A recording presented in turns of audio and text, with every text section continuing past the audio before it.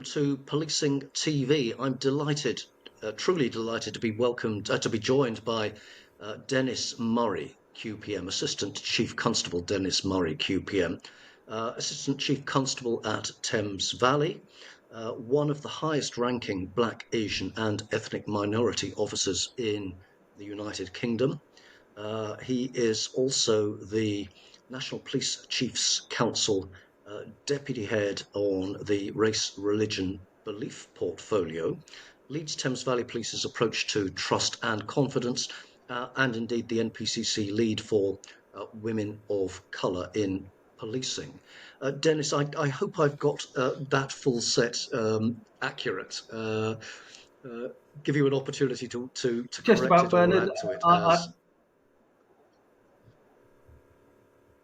Yeah, just about. Excellent. I'm also the MPCC lead for Women of Colour in Policing, so helping them develop as a group.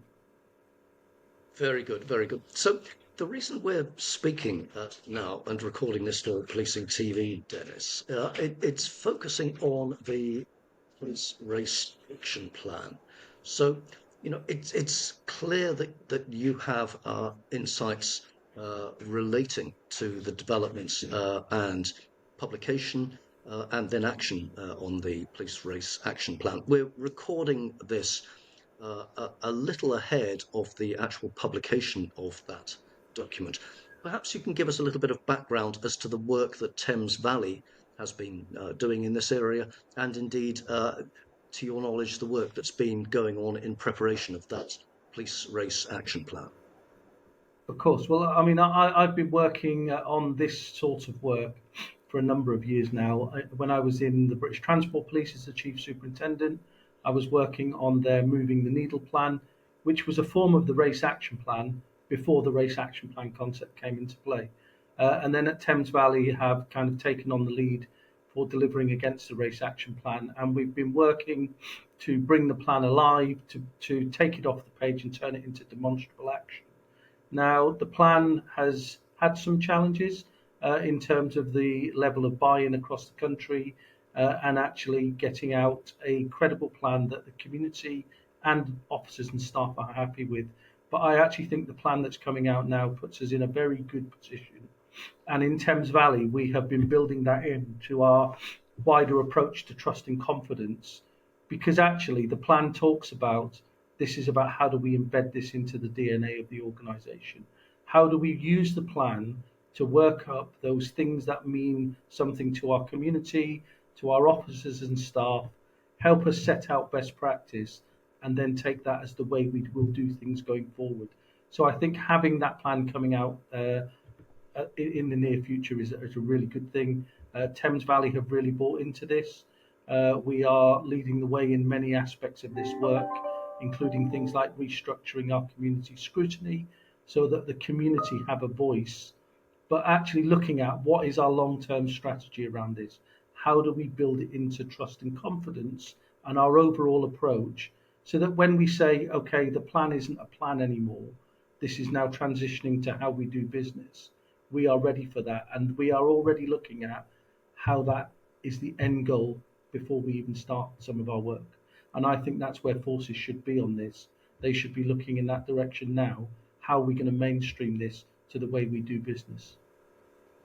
So, if I understand that correctly, the police race action plan looks at external engagement by police with the wider community, rather than, for example, the diversity of makeup of police officers, police staff, the internal organisation. So it's external looking. It's looking at those relationships. Would that be correct? Well, it looks at, there's four pillars to this. So looking internally at things like representation, looking externally at are we protecting our community? Are they over policed? Things like hate crimes. So it has a number of facets to the plan. External scrutiny is one of them, opening ourselves up to scrutiny and making sure that that scrutiny is meaningful.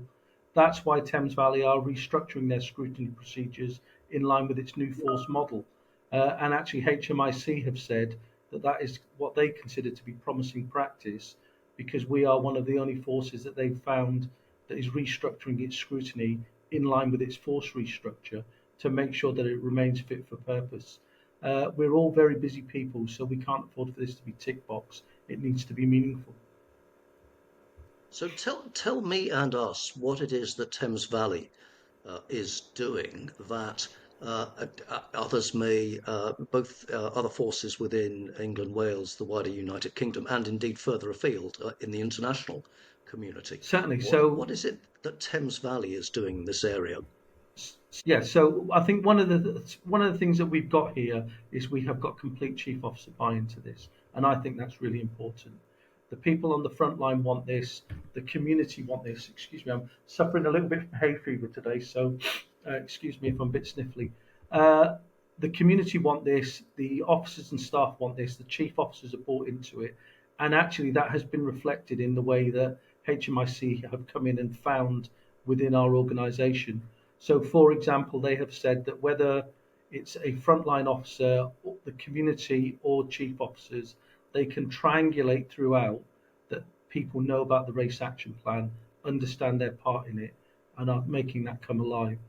In addition to that, we're restructuring our scrutiny, we're building it into our trust and confidence approach, and our police and crime commissioner has really bought into this in that they have funded a trust and confidence post within the police and crime commissioner's office. So they are really, really making sure that they are bought into this. In terms of our wider approaches, we treat this as good performance. So if you are due to go on a course, it's to do with the race action plan or something to do with trust and confidence, it's planned in just like anything else. We know that within policing, if things get measured, they get done. And we are treating this as good performance. So under the Trust and Confidence Board, which I chair and I'm held to account by the DCC for the Transformation Board, this is treated as everyday performance and is expected to be delivered just like anything else. There's a commitment from the top team within the force. There's a commitment from those responsible for governance within the force. There's clear communication of what it is that you within Thames Valley are looking to achieve, and that's been independently assessed by His Majesty's Inspectorate of Constabulary as a good or even excellent approach to adopt. So what do you see? Let's look now to the future, acknowledging that there is much that we could cover off in this area. Hopefully, we'll return to it on future occasions. But what do you see as the future opportunities and challenges in this area? You know, engagement across communities with diverse groups of whatever ethnicity they may enjoy. It is a significant policing challenge. So, how do you see Thames Valley further improving over the coming months and years? So we're not seeing this as a temporary plan. We're seeing this as a long-term piece of work that we will start to build into our everyday practices. How does this become our business as usual approach in terms of the way that we do things? That I think is very different to how some people are treating it. Some people are treating this as a 3-year plan. Actually, we're not going to undo many years of mistrust with some of our minority communities in just 3 years. It's going to take time to embed. It's going to take time to build that trust and confidence. So we really, really want to make sure that when we do this, we are looking to build it into our everyday practices so that the planned exit strategy is it just becomes the way we do business. And it's fascinating and certainly a topic that I would very much wish to return to for policing TV. Um, for the time being, though, thank you so much for you spending time, putting time aside for policing TV. I wish you and the force, and indeed your wider community, every success in achieving the objectives that you have for this.